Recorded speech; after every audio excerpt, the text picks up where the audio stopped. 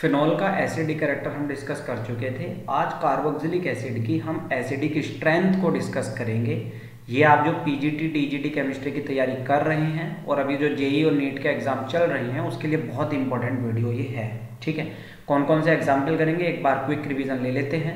Chlorobenzene, chloro acetic acid, acetic acid, इसी तरह से monochloro acetic acid, dichloro acetic acid, trichloro acetic acid, इनके बीच में अब आज हम कंपैरिजन करेंगे। एक तो ये है हमारे पास। नेक्स्ट है हमारे पास फिनॉल और कार्बोक्सिलिक एसिड। ये मैं ऑलरेडी आपको करवा चुका हूँ पहली वीडियो में, बहुत इंपॉर्टेंट है, उसको देख लेना। उसके बाद हमने पैरा पोजीशन पर तरह तरह के ग्रुप लगा रखे हैं और हमने इनको कंपेयर करना है कि इन चारों छः के छः में से, ठीक है ना, मोर एसिडिक कौन है, इनको हमने ऑर्डर में लगाना है, nitro, chloro, methyl, hydroxy, methoxy group में। बहुत इंपॉर्टेंट है ये। अगर सिंपल मिथाइल ग्रुप लगाऊं मैं अलग अलग पोजीशन पर, ऑर्थो पोजीशन पर, मेटा पोजीशन पर, पैरा पोजीशन पर, तो इनमें चारों में ऑर्डर क्या होगा। अब मैं ग्रुप बदल रहा हूं, मैं हाइड्रोक्सी ग्रुप अगर लगा देता हूं ऑर्थो मेटा पैरा पोजीशन पर, ठीक है ना, ये ऑर्थो पोजीशन है, ये मेटा पोजीशन है, ये पैरा पोजीशन है, तब एसिडिक स्ट्रेंथ कैसे बनेगी।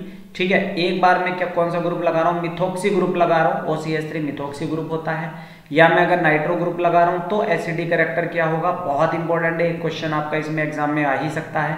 और अगर मैं अमाइनो ग्रुप लगा देता हूँ तो एसिडिक ग्रुप आपका क्या होगा। तो ये हम इतने एग्जाम्पल कर लेंगे तो हो सकता है आपके एग्जाम में कोई ना कोई आ जाए। लेकिन करने से पहले एक बात याद रखना, कार्बोक्सिलिक एसिड जो होते हैं एसिडिक इसलिए होते हैं क्योंकि ये जो ऑक्सीजन होता है ये हाइड्रोजन से इलेक्ट्रॉन खींच लेता है और ये हाइड्रोजन यहाँ से निकल के चली जाती है और हाइड्रोजन यहाँ से निकल के जाएगी तो ये कहलाएगा आपका एसिड। ठीक है ना। अब एक और चीज है, ये कार्बन की चेन में अगर आप कोई एक ऐसा ग्रुप जोड़ दें जिसके पास क्या है, एक ऐसा ग्रुप है जो इलेक्ट्रॉन खींचेगा, यानी कि -I minus inductive effect minus resonance effect अगर होगा तो क्या करेगा, इस ऑक्सीजन पे इलेक्ट्रॉन की ज्यादा कमी हो जाएगी और फिर ये ऑक्सीजन हाइड्रोजन से फटाफट इलेक्ट्रॉन लेके इस H को ज्यादा चलता करेगा, यानी कि एसिड होगा स्ट्रॉन्ग। ये तो गांठ बांध लो आप। स्ट्रॉन्ग एसिड के लिए कौन सा इफेक्ट होना चाहिए, -I और -R, और अगर वहां पर +I या +R इफेक्ट है तो वहां पर एसिड होगा वीक, तब वहां पर एसिड क्या होगा, वीक एसिड होगा। ये आपने याद रखना है। मैं तो यहाँ पर ये आपको 10-15 मिनट में टॉपिक कराऊंगा, इसलिए आप फटाफट से देख लें कि क्या अब इनके ऑर्डर होने वाले हैं और मैं क्या कंसेप्ट लगाऊंगा। ठीक है ना। चलिए अब हम सबसे पहले एग्जाम्पल की तरफ बढ़ते हैं। यहाँ पर देखिए इसमें लगा हुआ है क्लोरीन जिसके पास कैसा इफेक्ट है, -I इफेक्ट है, और यहाँ पर लगा हुआ है ये मिथाइल ग्रुप और इस मिथाइल ग्रुप के पास इफेक्ट होता है +I।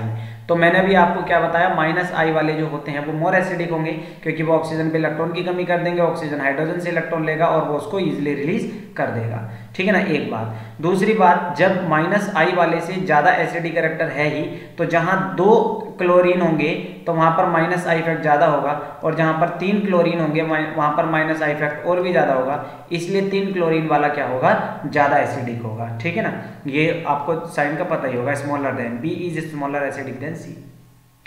ऐसे ही अगर मान लो क्लोरीन दूर चला जाए, क्लोरीन कहाँ चला जाए, दूर चला जाए, तो उसका इंडक्टिव इफेक्ट क्या हो जाता है, वीक पड़ जाता है। तो आप क्या बताओगे इसके बारे में कि इसके पास जो I इफेक्ट है वो कैसा है, प्लस वीक -I इफेक्ट है, वीक -I इफेक्ट है। और इसका जो है क्योंकि बिल्कुल पास में लगा हुआ है, इसके 2 कार्बन दूर है, तो इसका I इफेक्ट जो है वो कैसा है, स्ट्रॉन्ग है, तो इसलिए जो होगा ये आपका मोर एसिडिक होगा। और आपको तो पता है नाइट्रो जो है वो इसका मच स्ट्रॉन्गर -I इफेक्ट होता है, बहुत ज्यादा होता है देन क्लोरीन के -I इफेक्ट से, इसलिए जो आपका एसिडिक होगा वो ये वाला होगा। तो उम्मीद है आपको चारों समझ में आ गए होंगे। तो क्योंकि थीम हमने वही लगाई, -I इफेक्ट होना चाहिए वो एसिडिक होगा, या -I इफेक्ट वाले ज्यादा ग्रुप होंगे तो वो एसिडिक होगा, या -I इफेक्ट वाला पास में लगा होगा तो मोर एसिडिक होगा, या -I इफेक्ट वाला स्ट्रॉन्ग ग्रुप लगा हो तो भी वही स्ट्रॉन्ग होगा। फिनॉल और एसिड का मैं एग्जाम्पल ऑलरेडी आपको इससे पहली वीडियो फिनॉल की मैं करवा चुका हूँ, वहां पर देख लेंगे, डिटेल में मैंने बताया है। जिन्होंने वो वीडियो देख ली है वो कमेंट में एक बार करके ही बता दें इन दोनों में मोर एसिडिक कौन होगा दूसरे एग्जाम्पल में। ठीक है ना। अब हम तीसरा सब्सटीट्यूटेड एरोमेटिक कार्बोक्सिलिक एसिड लेके आए हैं, उसके मैं आपको अलग अलग एग्जाम्पल लेके आया हूँ, वो आपने बताने हैं। देखो बहुत इंपॉर्टेंट है, इसको ध्यान से समझेंगे। मैंने भी आपको क्या बताया था कि जहां पर -I इफेक्ट होगा, जहां पर -I इफेक्ट होगा वो ग्रुप आपका क्या होगा, एसिडिक होगा। तो फिलहाल मैं ग्रुप का नेचर यहाँ पर लिख लेता हूँ। NO2 ग्रुप जो रखता है वो -I as well as -R होता है। क्लोरीन जो होता है -I होता है लेकिन रेजोनेंस इसका +R होता है, मतलब ये लोन पेयर दे देता है। +R का मतलब है लोन पेयर देना और -I का मतलब है इन सिग्मा इलेक्ट्रॉन को अपनी तरफ खींचना।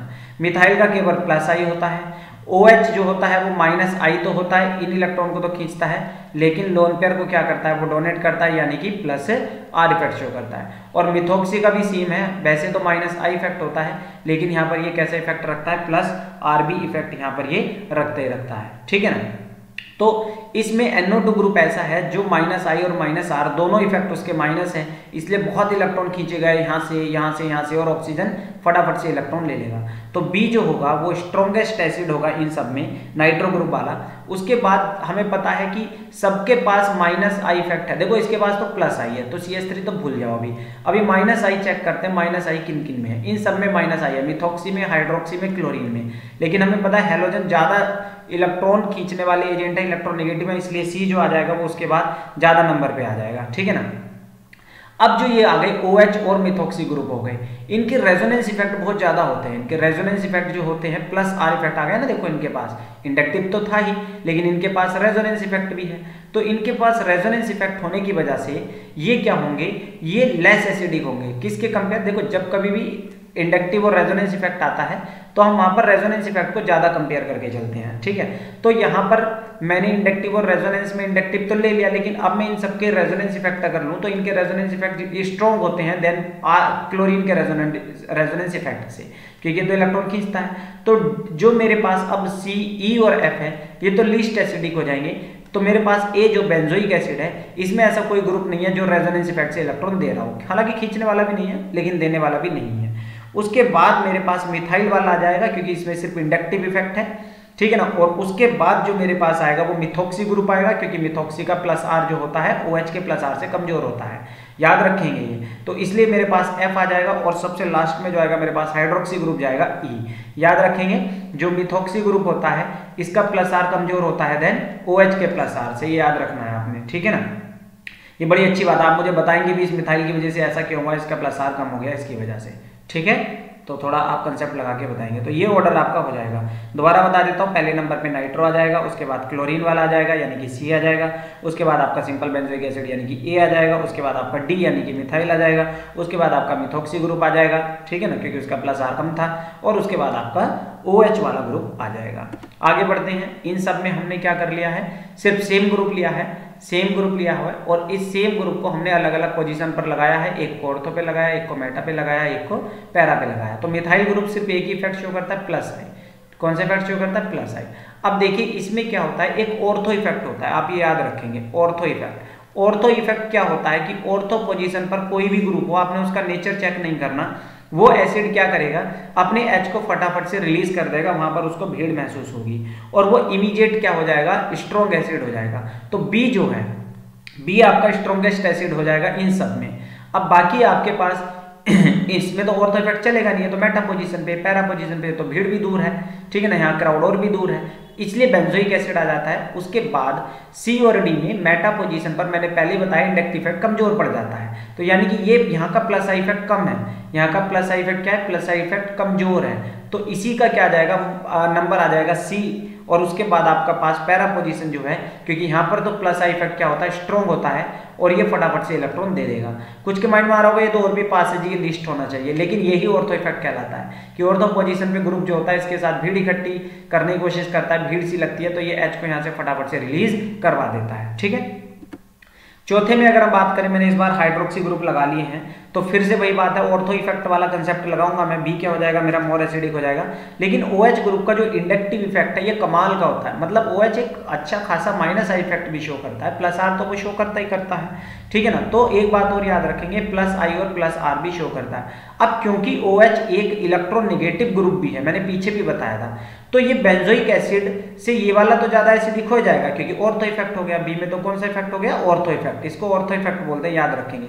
अब A जो है, जैसे मैंने पीछे बताया था कि भाई इनके ऑर्थो इफेक्ट के बाद ये वाला जो था मोर एसिडिक था, क्योंकि इनका +I इफेक्ट था, और +I इफेक्ट वाले क्या होते हैं, +I इफेक्ट वाले क्या होते हैं, +I इफेक्ट वाले वीक एसिड होते हैं, क्या होते हैं, वीक एसिड होते हैं। तो इसमें ऐसा कोई ग्रुप नहीं था, तो इसलिए B के बाद मैंने A लिख दिया था।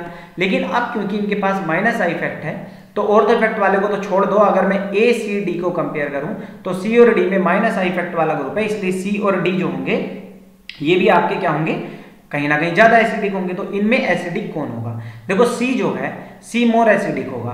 अब ए और डी में कंपेयर, ध्यान से सुनना, देखो डी पे रेजोनेंस इफेक्ट जो होता है मेटा पोजीशन पर, याद रखेंगे मेटा पोजीशन पर रेजोनेंस इफेक्ट नहीं मिलता, ठीक है ना, पीछे वाले में भी कट कर दो आप, मेटा पोजीशन पर रेजोनेंस इफेक्ट नहीं होता। ये मैंने पहली वीडियो भी बताई थी, जिसने नहीं देखी आप कंफ्यूज हो रहा होगा बैठ के, फिर डिसलाइक कर देते हो तुम वीडियो को, तो करो कोई दिक्कत नहीं है, राइट है आपका, लेकिन पहले एक बार कंसेप्ट समझ लिया करो। पहले वाली वीडियो में देखो मैंने मेटा पोजीशन पे बताया हुआ है कि मेटा पोजीशन पर रेजोनेंस इफेक्ट नहीं होता, क्यों नहीं होता, रेजोनेटिक स्ट्रक्चर बना के देख लेना, ऑर्थो पैरा पे ही नेगेटिव पॉजिटिव आएगा, मेटा पे नहीं आएगा, इसका मतलब मेटा पोजीशन पर रेजोनेंस इफेक्ट है नहीं। तो मेटा पे इंडक्टिव इफेक्ट लग रहा है, इसलिए मेटा पोजीशन वाली जो होगी वो आपकी एसिडिक हो जाएगी, ठीक है ना। अब डी में जो है वो पैरा पोजीशन है, पैरा पे तो रेजोनेंस होगा ही होगा, तो यानी कि इलेक्ट्रॉन दे रहा है, तो भैया इसमें तो ऐसा कोई ग्रुप है नहीं ए और डी में, तो इसलिए ए एसिडिक हो जाएगा और डी क्या होगा, लीस्ट एसिडिक होगा। इसलिए ये इंपॉर्टेंट होते हैं हाइड्रोक्सी वाले, याद रखना, फिनॉल के केस में भी इसके केस में भी, क्योंकि बड़े अजीब इनका बिहेवियर होता है, ठीक है। तो सबसे ज्यादा ऑर्थो इफेक्ट के बाद ये आ गया, उसके बाद मेटा आ जाएगा, क्योंकि मेटा में रेजोनेंस इफेक्ट है नहीं, सिर्फ खींचने वाला इलेक्ट्रॉन है। और ए और डी में फिर रेजोनेंस इफेक्ट आ गया, रेजोनेंस इफेक्ट की वजह से ये लीस्ट एसिडिक हो जाएगा डी किसके मुकाबले, जिसमें कोई ग्रुप नहीं लगा हुआ है। अब आ जाते हैं पांचवें पर, जिसमें कौन से ग्रुप है, मिथॉक्सी ग्रुप है ठीक है। अब ऑर्थो इफेक्ट की वजह से बी तो मैं क्या कह दूंगा, सबसे ज्यादा एसिडिक कह दूंगा बी। अब क्योंकि ये आपका एसिडिक हो ही गया, अब इसमें मेटा पोजीशन पर, पहले तो मैं यहाँ पर इफेक्ट लिख लेता हूँ, इसको तो छोड़ ही दो, क्योंकि ये तो हमारा स्ट्रॉन्ग एसिड होना ही होना है। ये तो कौन सा इफेक्ट मैं मान के चलूंगा यहाँ पर, ऑर्थो इफेक्ट में मान के चलूंगा। अब मुझे तो इसमें देखना है, इसमें कौन सा इफेक्ट है, सिर्फ माइनस आई, रेजोनेंस होगा नहीं क्योंकि मेटा पोजीशन है, ठीक है। इसमें कौन सा होगा, माइनस आई भी होगा, और इसमें कौन सा इफेक्ट होगा, माइनस आर भी होगा, और इसमें ऐसा कोई ग्रुप है नहीं। तो अब यहाँ पर एक इंडक्टिव इफेक्ट भी काम कर रहा है, देखो यहाँ पर रेजोनेंस इफेक्ट भी था तो यहाँ पर रेजोनेंस इफेक्ट भी, लेकिन क्योंकि भीड़ की वजह से वो H को जल्दी दे देता है। अब यहाँ पर क्या है, यहाँ इलेक्ट्रॉन खींचने वाला इफेक्ट हो गया और रेजोनेंस है नहीं, तो मतलब इसको आप सी को बी के मुकाबले हल्के में नहीं ले सकते, क्योंकि बी में तो एक इलेक्ट्रॉन देने वाला ग्रुप वहां पर है, वो वाली बात अलग है, उन्होंने हाइड्रोजन दे दी, H पॉजिटिव दे दिया, वो चलो अलग बात है, लेकिन यार रेजोनेंस इफेक्ट था, प्लस आर इफेक्ट था, आप इस बात को समझिए। लेकिन यहाँ पर वो प्लस आर इफेक्ट नहीं है, मतलब सी को बी से मुकाबला कम नहीं आंका जा सकता, इसलिए सी और बी की जो एसिडिक स्ट्रेंथ है ऑर्थो और आपकी मेटा वाले की ये लगभग बराबर होती है, इसलिए हम इनको दोनों को इक्वल मान के चलते हैं, याद रखेंगे। मिथॉक्सी वाले के केस में ऐसा होता है।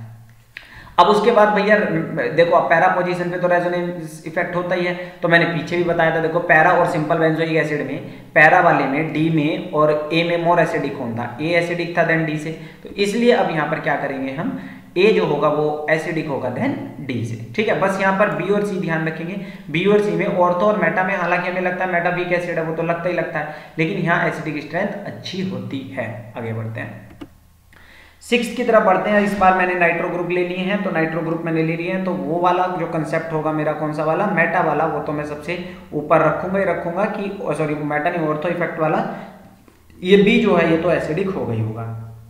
अब बात करते हैं भैया, अब आपके माइंड में आएगा फटाफट से बी के बाद ही, इस पे तो सिर्फ माइनस आई इफेक्ट है और इसके पास तो माइनस आई, लेकिन NO2 ग्रुप तो माइनस आर शो करता है। अभी तक मैंने जितने भी पीछे आपको बताए हैं, सॉरी ये प्लस आर होता है, ये मैं गलती बता गया, मैंने जितने भी आपको पीछे बताए हैं उन सब में प्लस आर ग्रुप था, प्लस आर रेजोनेंस इफेक्ट था। इसकी वजह से पैरा वाला जो था वो वीक एसिड था, किसके मुकाबले, ए वाले यानी कि ऑर्थो के मुकाबले। देखो ए जो था, ऑर्थो जो था वो डी वाले के मुकाबले यानी कि पैरा वाले के मुकाबले क्या था, ज्यादा एसिडिक था, ठीक है ना, सिंपल वाला, सॉरी सिंपल वाला। लेकिन अब यहाँ पर जो मैं उठा के लेके आया नाइट्रो ग्रुप का तो माइनस आर इफेक्ट होता है। अब माइनस वाले को आप लेस एसिडिक तो कह नहीं सकते ए के मुकाबले, तो यहाँ पर आपका जो होगा ये पैरा पोजीशन वाला जो डी है, ये जो डी जो है ये आपका ये मोर एसिडिक हो जाएगा। उसके बाद आपका मेटा पोजीशन वाला आएगा, क्योंकि नाइट्रो ग्रुप भैया बहुत स्ट्रॉन्ग इलेक्ट्रॉन विड्रॉइंग ग्रुप है, और इस बार जो आपका सबसे कम एसिडिक होगा वो होगा सिंपल वाला बेंजोइक एसिड। ये याद रखेंगे, ये सिंपल वाला एसिडिक लेस क्यों है, हालांकि मेटा तो पहले भी एसिडिक है, आप देख लो इसमें, देखो यहाँ पर जो है मेटा वाला जो है सी जो है वो ए से ज्यादा एसिडिक है, सी जो है ए से ज्यादा एसिडिक है, इससे पीछे वाले में भी देख लीजिए, सी जो है यानी कि मेटा वाला जो है वो सिंपल वाले से ज्यादा ही एसिडिक है, उसमें कोई दो राय नहीं है। लेकिन जो डी जो था पैरा वाला जो था वो इन दोनों से भी ज्यादा हो गया, सिंपल और मेटा वाले से, क्योंकि इस बार उस पर कौन सा ग्रुप लगा हुआ है, माइनस आर ग्रुप लग गया है, माइनस आर। आगे बढ़ते हैं और लास्ट एग्जाम्पल जो है, इस बार मैंने अमाइन ले लिए हैं। देखो एमाइन में क्या होता है, यहाँ पर ज्विटर आयन बनाता है, जो ऑर्थो वाला होता है वो कौन सा आयन बना देता है, ज्विटर आयन। ज्विटर आयन क्या होते हैं, ये H हटके यहाँ आ जाता है H के पास, तो इस पे निगेटिव इस पे पॉजिटिव आता है, जैसे ये मैं H यहाँ लगा दूं, इसको ज्विटर आयन बनाते हैं। और ज्विटर आयन जो होता है वो थोड़ा सा क्या होता है, एसिडिक स्टेबलाइज कर लेता है हाइड्रोजन बॉन्डिंग से। तो यानी कि इस मॉलिक्यूल ने H आयन कहीं लूज नहीं करे, बाहर लूज करे ना, ये तो आपस में दे दिए, इसलिए ये यहाँ पर ऑर्थो इफेक्ट जो पड़ जाएगा बी के केस में, ऑर्थो इफेक्ट जो होता है यहाँ पर क्या हो जाता है, रिड्यूस हो जाता है।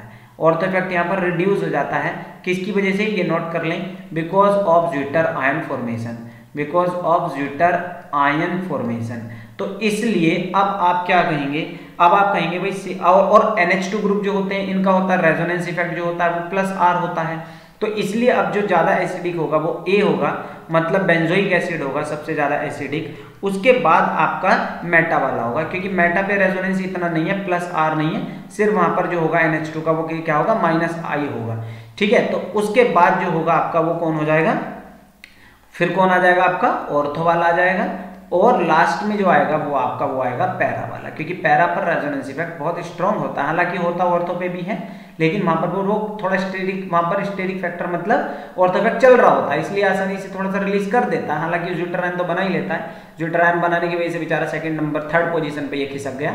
तो ये आप थोड़े से जो मैंने 6 एग्जाम्पल करवाए हैं बहुत इंपॉर्टेंट है, उम्मीद है आपको वीडियो समझ में आई होगी। कल आपको एमीन्स की मैं एक वीडियो बेसिक कैरेक्टर की बना